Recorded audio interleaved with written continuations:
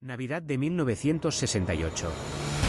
Un joven conducía por una carretera solitaria de California cuando las balas destrozaron su coche. Su acompañante murió en el acto. Él sobrevivió, pero nunca olvidaría el símbolo que vio, un círculo cruzado por líneas. El atacante desapareció en la oscuridad. Era el primero de muchos. Acababa de nacer el asesino más enigmático de América, Zodiac.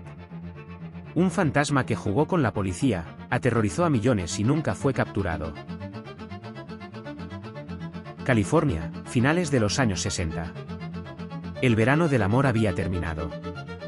San Francisco ya no era solo flores y paz, la contracultura se oscurecía. Charles Manson preparaba sus crímenes. Los Panteras Negras se armaban. La guerra de Vietnam dividía al país. En ese clima de tensión, el norte de California hervía. Ciudades como Vallejo, San Francisco y Napa crecían rápido, pero la policía era caótica. Cada condado operaba de forma independiente. No había coordinación. No había bases de datos compartidas. Un criminal podía moverse entre jurisdicciones y desaparecer. Los medios de comunicación explotaban el morbo. Los periódicos competían por tiradas. La televisión amplificaba cada crimen. La paranoia colectiva estaba servida. En ese caldo de cultivo apareció él. Un asesino metódico, inteligente, obsesionado con la fama. No mataba por dinero ni por pasión. Mataba por el placer del control. Por el juego. Por ver su nombre en los titulares. Y lo consiguió. Durante meses, Zodiac dominó la conversación pública. Envió cartas cifradas a los periódicos. Se burló de la policía. Amenazó con matar niños en autobuses escolares. California entera contuvo el aliento. Porque nadie sabía quién era. Ni dónde estaba. Ni cuándo volvería a atacar. La noche del 20 de diciembre de 1968, David Faraday y Betty Lou Jensen aparcaron en un lugar remoto cerca de Vallejo. Tenían 16 y 17 años. Un coche se detuvo junto al suyo. Un hombre salió. Sin mediar palabra, disparó. Betty Lou corrió. Recibió 5 balazos en la espalda. David murió en el acto. El asesino huyó. La policía no tenía pistas. 7 meses después, el 4 de julio de 1969, otra pareja fue atacada en las afueras de Vallejo. Darlene Ferrin y Mike Mageau estacionaron en un parque. Un coche les iluminó con sus faros. El conductor salió, se acercó y disparó a bocajarro. Darlene murió. Mike sobrevivió milagrosamente. 40 minutos después, alguien llamó a la policía desde una cabina. Una voz tranquila, casi mecánica, confesó ambos asesinatos. Colgó antes de que pudieran rastrearlo. Pero el verdadero ascenso comenzó el 1 de agosto. 3 periódicos del área de San Francisco recibieron cartas idénticas. Venían con fragmentos de un código cifrado. El remitente afirmaba ser el asesino. Exigía que publicaran los mensajes en primera plana, o mataría a 12 personas ese fin de semana. Firmaba con un símbolo, un círculo atravesado por una cruz. Zodiac acababa de presentarse al mundo. Los periódicos publicaron. El pánico se desató.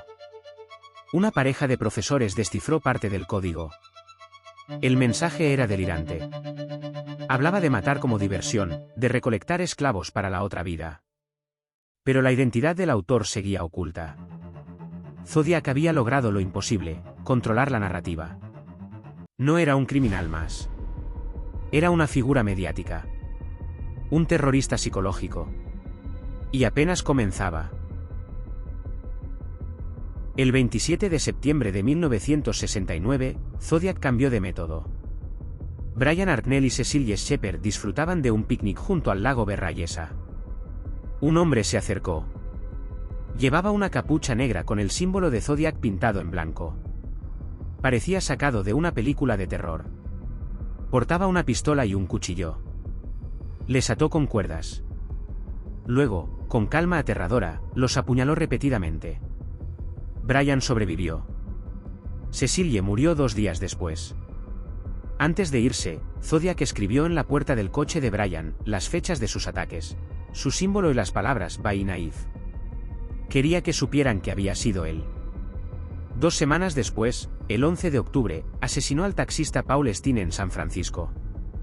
Le disparó en la cabeza, le arrancó un trozo de camisa y huyó. Testigos vieron a un hombre blanco de unos 35 años caminando tranquilamente. La policía estuvo a punto de atraparlo. 2 agentes lo vieron, pero buscaban a un sospechoso negro por un error de radio. Lo dejaron pasar. Zodiac envió otra carta. Incluía el trozo de camisa como prueba. Se burlaba de la policía. Decía que los agentes lo habían saludado sin reconocerlo. Amenazó con volar un autobús escolar. Dibujó diagramas de bombas. Los padres de California vivieron semanas de terror. Las escuelas reforzaron la seguridad. Algunos niños dejaron de ir en autobús. Zodiac nunca cumplió la amenaza. No necesitaba hacerlo. El miedo era suficiente. Entre 1969 y 1974, envió más de 20 cartas. Algunas con cifrados complejos. Otras con amenazas directas. Unas pocas con humor negro retorcido.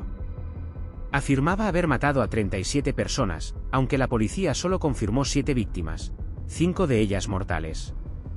Jugaba con los investigadores. Les enviaba pistas falsas. Se comparaba con otros asesinos.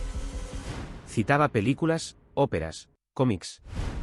Era culto, organizado, meticuloso. Sabía cómo mantener la atención pública. Cada carta generaba titulares. Cada amenaza, pánico colectivo. Zodiac no era solo un asesino. Era un manipulador maestro. Un narcisista que necesitaba audiencia. La violencia era su medio, pero la fama era su fin.